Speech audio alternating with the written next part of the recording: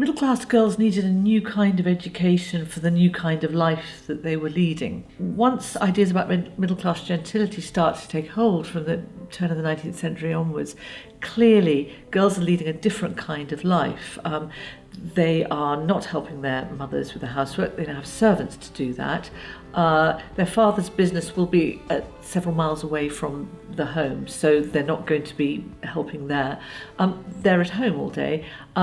They need a new set of skills to prepare them for the life ahead. The sole aim, really, for middle-class women now is to get married to a man, hopefully one who is solvent, who's healthy, and who her parents approve of. So she's got to make herself attractive. And that means learning particular kinds of accomplishments, the kind of accomplishments that upper-class girls have always been taught, but now middle-class girls are being taught too. Typically, it's learning conversational French. It's learning how to play the piano. Some dancing might be involved. There's also more subtle things. She's going to go into a world where she has to learn how to behave and how to manage her physical presence. How to stand upright, not slouch. How close do you stand to other people? What happens when you need to be excused when you need the bathroom? How do you ask for that?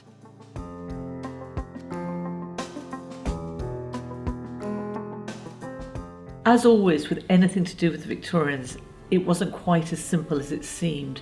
So middle-class girls were certainly supposed to be educated in the sense that they were supposed to read to expand their minds, but woe betide if they became blue stockings. That was the worst thing. Now, a blue stocking is a young woman who simply knows too much stuff, who reads too widely, who cares too much about what she reads, who starts to sort of take over the kind of role that's expected of a young man in the sense of she wants to argue about politics at dinner.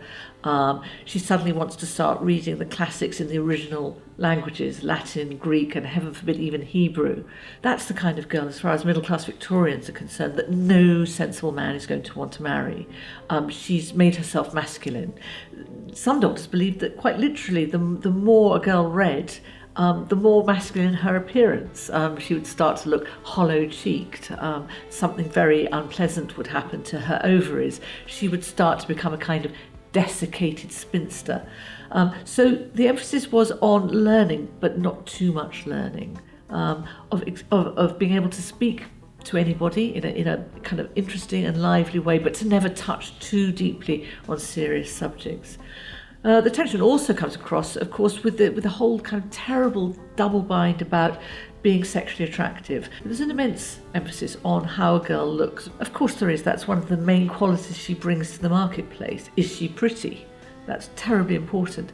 But woe betide her if she thinks too much about her looks, that heaven forbid, they're starting to express a kind of sexual desire.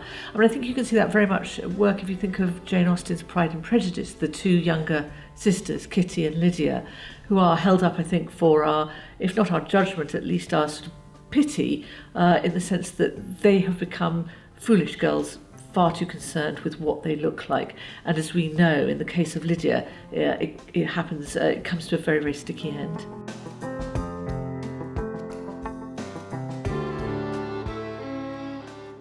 Fashion played a very large part in defining what it meant to be a middle-class woman.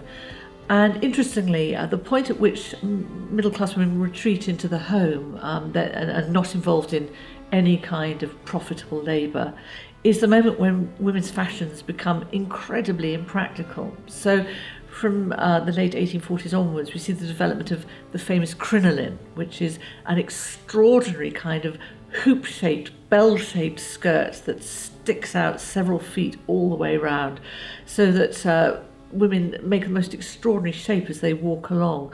And of course, if you're wearing a crinoline, you can't really do anything that's terribly useful. You certainly can't go down on your hands and knees and scrub the floor, nor can you very easily get on a train or on a bus, because basically you'll take up 3 seats. The crinoline is a kind of mechanism designed for keeping women in their place, literally.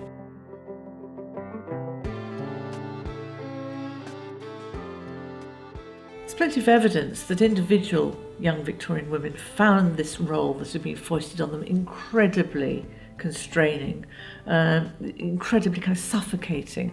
Indeed, Florence Nightingale very, very clever, intelligent, educated young woman, suffered bouts of near hysteria throughout her teens and early 20s because she felt so constrained by the very well-to-do, very loving home from which she'd come. It was very nice, but she didn't have enough to do. She longed to have a more public theatre in which she could do good work, in which she could make a difference.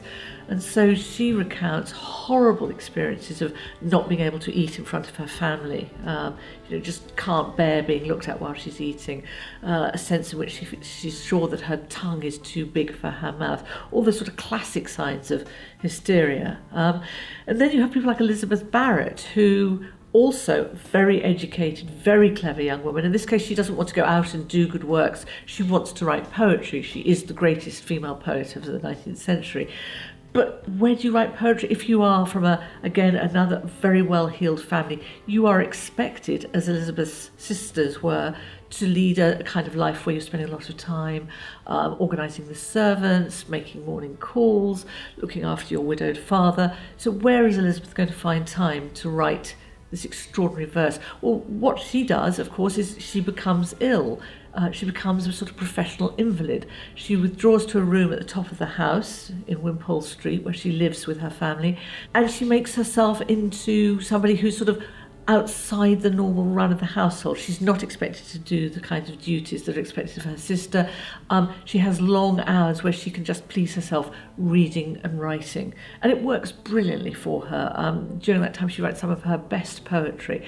And in a sense, we know that this was a subterfuge, although it was probably unconscious. She probably didn't realise what she was doing, by the fact that when a very handsome young poet called Barrett-Browning strikes up a friendship with her, and persuades her to escape to Italy, suddenly she has no problems walking at all. She manages to sneak out of the household, get married, and then a few weeks later they're off to Italy, and there's no sign of never being able to walk after that.